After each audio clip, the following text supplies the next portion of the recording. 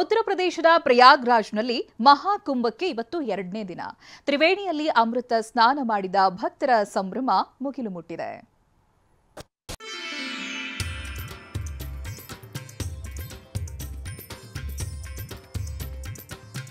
ಮಹಾಕುಂಭಮೇಳ 144 ವರ್ಷಗಳ ತರುವಾಯ ಬಂದ ಐತಿಹಾಸಿಕ ಮಹಾಕುಂಭವಿದು. ನಿನ್ನೆಯಿಂದಲೇ ಆರಂಭವಾಗಿರೋ ಮಹಾಕುಂಭಮೇಳಕ್ಕೆ ಇಂದು 2ನೇ ದಿನ. ಕೋಟ್ಯಂತರ ಭಕ್ತರು ಮಹಾಕುಂಭದಲ್ಲಿ ಪಾಲ್ಗೊಂಡಿದ್ದಾರೆ.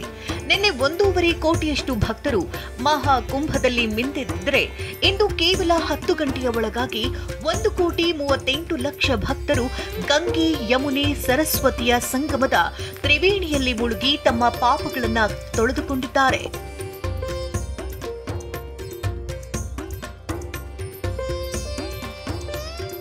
ದೇಶ ವಿದೇಶಗಳಿಂದ ಭಕ್ತ ಸಾಗರ ಉತ್ತರ ಪ್ರದೇಶದ ಪ್ರಯಾಗ್ರಾಜ್ನತ್ತ ಹರಿದು ಬರ್ತಿದೆ.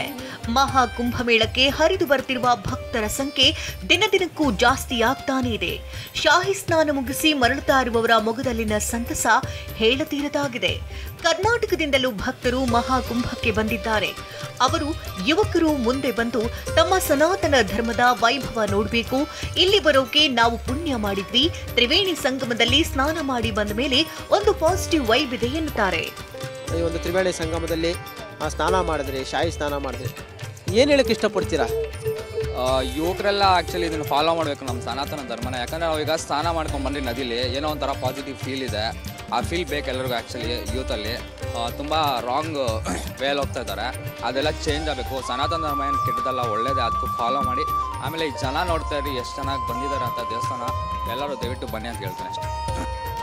ಇವತ್ತು ಮಕರ ಸಂಕ್ರಾಂತಿ. ಹೀಗಾಗಿ ಮಹಾಕುಂಭಮೇಳಕ್ಕೆ ಬರ್ತಿರುವ ಭಕ್ತರ ಸಂಖ್ಯೆ ದ್ವಿಗುಣಗೊಂಡಿದೆ. ದೇಶದ ಮೂಲೆ ಮೂಲೆಗಳಿಂದ ಭಕ್ತರು ಲಗೇಜ್ಗಳನ್ನ ತಲೆ ಮೇಲೆ ಹೊತ್ತು ಸಂಗಮದತ್ತ ಹೆಜ್ಜೆ ಹಾಕ್ತಿದ್ದಾರೆ. ಸುಮಾರು 4-5 ಕಿಲೋಮೀಟರ್ ದೂರವನ್ನ ನಡೆದುಕೊಂಡೇ ಕ್ರಮಿಸುತ್ತಿದ್ದಾರೆ. ಮಕರ ಸಂಕ್ರಾಂತಿಯಾಗಿರುವುದರಿಂದ ಇವತ್ತು ಸ್ನಾನ ಮಾಡಿದ್ರೆ ಪಾಪ ಕಳೆದು ಪುಣ್ಯ ಪ್ರಾಪ್ತಿಯಾಗುತ್ತೆ ಅನ್ನೋ ನಂಬಿಕೆ ಭಕ್ತರಲ್ಲಿದೆ.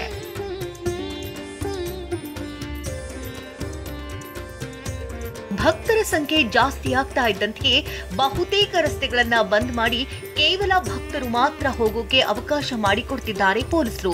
ಜಾನ್ಸ್ಟನ್ ಗಂಜ್ ರಸ್ತೆಯ ಒಂದು ಭಾಗ ಬಂದ್ ಮಾಡಲಾಗಿದೆ. ಹೀಗಾಗಿ ಭಕ್ತ ಸಾಗರ ಮತ್ತೊಂದು ರಸ್ತೆಯಲ್ಲಿ ಹರಿದು ಬರ್ತಿದೆ.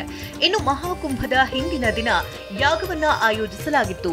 200ಕ್ಕೂ ಹೆಚ್ಚು ಗಂಗಾ ಸೇವಾದೂತರು ಮತ್ತು ಸಾವಿರಾರು ಭಕ್ತರು ಗಂಗಾ ನದಿಯ ಶುದ್ಧತೆ ಮತ್ತು ಹರಿವಿನ ಸಂರಕ್ಷಣೆಯ ಪಣತೊಟ್ಟಿದ್ದಾರೆ.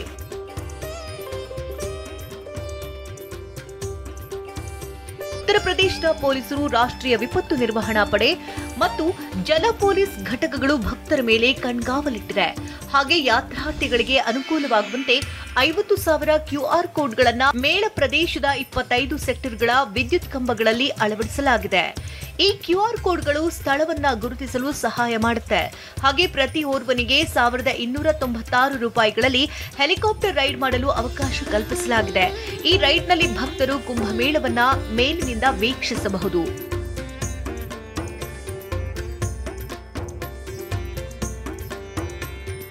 ಯಾತ್ರಿಕರ ಆರೋಗ್ಯದ ದೃಷ್ಟಿಯಲ್ಲಿ ಭದೋಹಿ ಜಿಲ್ಲೆಯ ರಾಷ್ಟ್ರೀಯ ಹೆದ್ದಾರಿ 19ರ ಉದ್ದಕ್ಕೂ ಔರೇ, ಗೋಪಿಗಂಜ್ ಮತ್ತು ಉನ್ಸ್ ಪೊಲೀಸ್ ಠಾಣೆಗಳಲ್ಲಿ 3 ಆಸ್ಪತ್ರೆಗಳನ್ನು ಸ್ಥಾಪಿಸಲಾಗಿದೆ. ಫೆಬ್ರವರಿ 26ರಂದು ಮಹಾಕುಂಭ ಮುಕ್ತಾಯಗೊಳ್ಳಲಿದೆ.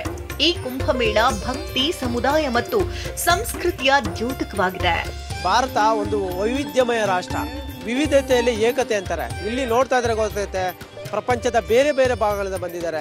ಕೇವಲ ಸನಾತನ ಧರ್ಮದವರಷ್ಟೇ ಅಲ್ಲ, ಬೇರೆ ಬೇರೆ ಧರ್ಮದವರು ಕೂಡ ಇಲ್ಲಿ ಬರ್ತಾ ಇದ್ದಾರೆ. ಈ ಒಂದು ಹಬ್ಬ ಕಣ್ತುಂಬ್ಕೊಳ್ಳೋಕ್ಕೆ ನಿಜಕ್ಕೂ ಪುಣ್ಯ ಮಾಡಿರ್ಬೇಕು ಅನ್ನೋ ಮಾತುಗಳನ್ನ ಹೇಳ್ತಾ ಇದ್ದಾರೆ. ಯುವ ಪೀಳಿಗೆ ಕೂಡ ಬರಬೇಕು, ನಮ್ಮ ಸನಾತನ ಧರ್ಮದ ಬಗ್ಗೆ ತಿಳಿದುಕೊಳ್ಬೇಕು, ಆ ಒಂದು ನಂಬಿಕೆಯನ್ನು ಉಳಿಸ್ಕೋಬೇಕು, ಎಲ್ಲರೂ ಕೂಡ ಇಲ್ಲಿ ಬರಬೇಕು. ಇನ್ನು 45 ದಿನಗಳ ಕಾಲ ಇರುತ್ತೆ ಅನ್ನೋ ಮಾತುಗಳನ್ನ ಹೇಳ್ತಾ ಇರುವಂಥದ್ದು. ಕ್ಯಾಮರಾ ಪರ್ಸನ್ ವಿಷ್ಣುವರ್ಧನ್ ಜೊತೆ ಶಿವರಾಜ್ ಕುಮಾರ್, TV9 ಪ್ರಯಾಗ್ರಾಜ್. ಉತ್ತರ ಪ್ರದೇಶ ಮಹಾಕುಂಭಮೇಳದಲ್ಲಿ ವಿಶೇಷ ಸಿಸಿ ಕ್ಯಾಮೆರಾಗಳನ್ನು ಅಳವಡಿಕೆ ಮಾಡಲಾಗಿದೆ. 100 ಮೀಟರ್ ಎತ್ತರದಲ್ಲಿ 360 ಡಿಗ್ರಿಯಲ್ಲಿ ದೃಶ್ಯವನ್ನ ಸೆರೆ ಹಿಡಿಯುವಂತ 3,000 ಕ್ಯಾಮೆರಾಗಳು ಕಾರ್ಯನಿರ್ವಹಿಸ್ತಾ ಇವೆ. ಈ ಕ್ಯಾಮೆರಾಗಳು ಸುಮಾರು 1.5 ಕಿಲೋಮೀಟರ್ವರೆಗೂ ಕೂಡ ಒಬ್ಬ ವ್ಯಕ್ತಿಯನ್ನ ಮಾನಿಟರಿಂಗ್ ಮಾಡುವಂತ ಸಾಮರ್ಥ್ಯ ಹೊಂದಿದೆ. ಹೈ ಟೆಕ್ನಾಲಜಿ ಕ್ಯಾಮೆರಾಗಳ ಮೂಲಕ ಅನುಮಾನಾಸ್ಪದ ವ್ಯಕ್ತಿಗಳ ಮೇಲೆ ಹದ್ದಿನ ಕಣ್ಣಿಡಲಾಗ್ತಾ ಇದೆ. ಈ ಬಗ್ಗೆ ನಮ್ಮ ಪ್ರತಿನಿಧಿ ಶಿವರಾಜ್ ಕುಮಾರ್ ಪ್ರತ್ಯಕ್ಷ ವರದಿ ಕೊಟ್ಟಿದ್ದಾರೆ. ಬನ್ನಿ ನೋಡೋಣ. ಹಿಂದೂಗಳ ಆಧ್ಯಾತ್ಮಿಕ ಹಬ್ಬ ಪ್ರಯಾಗ್ರಾಜ್ನಲ್ಲಿ ಸಿಕ್ಕಾಪಟ್ಟೆ ಮೆರುಗು ನೀಡ್ತಾ ಇದೆ. ಕೋಟ್ಯಾಂತರ ಭಕ್ತರು ಈ ಒಂದು ಪ್ರಯಾಗ್ರಾಜ್ನತ್ತ ಬರ್ತಾ ಇರುವಂತದ್ದು. ಅದರಲ್ಲೂ ಇವತ್ತು ಮಕರ ಸಂಕ್ರಾಂತಿ ಹಬ್ಬ ಹೆಚ್ಚಿನ ಸಂಖ್ಯೆಯಲ್ಲಿ ಬರ್ತಾ ಇದ್ದಾರೆ. ನೀವು ನೋಡ್ತಾ ಇರ್ಬೋದು, ಹೆಲಿಕಾಪ್ಟರ್ ಮೂಲಕ ಅವರನ್ನ ಮಾನಿಟರಿಂಗ್ ಮಾಡುವಂತ ಕೆಲಸ ಮಾಡ್ತಾ ಇದೆ. ಒಂದಷ್ಟು VVIPಗಳು ಕೂಡ ಬಂದು ತ್ರಿವೇಣಿ ಸಂಗಮದಲ್ಲಿ ಇವತ್ತು ಶಾಹಿ ಸ್ನಾನ ಮಾಡ್ತಾ ಇದ್ದಾರೆ. ಯಾಕಂದ್ರೆ ಇವತ್ತು ವಿಶೇಷವಾದ ದಿನ, ಮಕರ ಸಂಕ್ರಾಂತಿ ಹಬ್ಬ.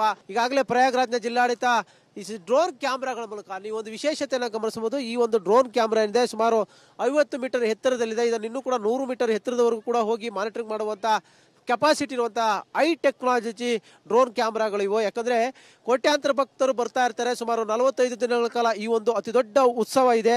ಆ ಒಂದು ಸಂದರ್ಭದಲ್ಲಿ ಯಾವ್ದಾದ್ರು ಅಹಿತಕರ ಘಟನೆ ಆಗಬಾರ್ದು ಅನ್ನೋ ನಿಟ್ಟಿನಲ್ಲಿ ಮಾನಿಟರಿಂಗ್ ಮಾಡುವಂತ ಕೆಲಸ ಮಾಡ್ತಾ ಇರುವಂತದ್ದು. ಒಬ್ಬ ವ್ಯಕ್ತಿ ಏನಾದರೂ ಅನುಮಾನಾಸ್ಪದ ಕೊಂಡ್ಬಿಟ್ರೆ ಅದೇ ವ್ಯಕ್ತಿಯನ್ನ ಸುಮಾರು 2 ಕಿಲೋಮೀಟರ್ ವರೆಗೂ ಈ ಒಂದು ಕ್ಯಾಮ್ರಾದಲ್ಲಿ ಜೂಮ್ ಹಾಕಿ ನೋಡಬಹುದು. ಅಷ್ಟು ಸ್ಪಷ್ಟವಾಗಿ ಅವರ ಚಿತ್ರ ಗೊತ್ತಾಗುತ್ತೆ. ಅವರು ಎಲ್ಲೆಲ್ಲಿ ಹೋಗ್ತಾರೆ ಪ್ರತಿಯೊಂದು ಚಲವನ್ನು ಗಮನಿಸಬಹುದು.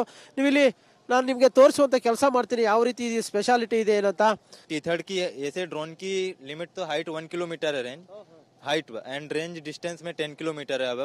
बट T-3 के साथ में इसकी हाइट फिक्स है because 100 metre wire this is. तो 100 मीटर वायर से हम इसको करीब 1.5 से 2 किलोमीटर तक एकदम क्लियर व्यू ले सकते हैं. मीन्स अगर कोई कार भी 2 किलोमीटर दूर खड़ी है तो उसका हम कार का नंबर प्लेट तक एकदम क्लियर देख सकते हैं. 90x का जूम इन है इसमें.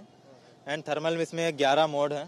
ನೈಟ್ ವಿಷನ್ ಅಲ್ಲಿ ಯಾವ ರೀತಿ ಕಾಣಿಸುತ್ತೆ ಅಂತ ನೋಡಿ ಆ ರೀತಿ ಮಾರ್ಕ್ ಮಾಡ್ತಾರೆ. ಅವ್ರ ಬಗ್ಗೆ ಏನಾದರೂ ಅನುಮಾನಾಸ್ಪದ ಬಂದ್ರೆ, ಅವ್ರ ಬಿಹೇವಿಯರ್ ಅಲ್ಲಿ ಏನಾದರೂ ಚೇಂಜಸ್ ಕಂಡು ಬಂದ್ರೆ ಅಂತಹ ವ್ಯಕ್ತಿ ಮೇಲೆ, ಯಾಕಂದ್ರೆ ಕಳ್ಳತನಗಳಾಗ್ತಾ ಇರ್ತವೆ, ಬೇರೆ ಬೇರೆ ಚಟುವಟಿಕೆಗಳು ಇಂತಹ ಸಂದರ್ಭದಲ್ಲಿ ಆಗ್ಬೋದು. ಯಾಕಂದ್ರೆ ಅತಿ ದೊಡ್ಡ ಉತ್ಸವ ನಡೀತಾ ಇದ್ರೆ ಕೋಟ್ಯಾಂತರ ಮಂದಿ ಬರ್ತಾರೆ. ಇಂತಹ ಸಂದರ್ಭದಲ್ಲಿ ಏನಾದರೂ ಉಗ್ರರು ಯಾರಾದರೂ ಟಾರ್ಗೆಟ್ ಇಟ್ಟಿದ್ರೆ ಆ ಒಂದು ಸಂದರ್ಭದಲ್ಲಿ ಅಂತಹ ಒಂದು ಅನುಮಾನಾಸ್ಪದ ವ್ಯಕ್ತಿಗಳ ಮೇಲೆ ಕಂಡುಹಿಡೋದಕ್ಕಂತಾನೆ ಈ ಒಂದು ಕ್ಯಾಮ್ರಾಗಳನ್ನು ಬಳಸಲಾಗ್ತದೆ.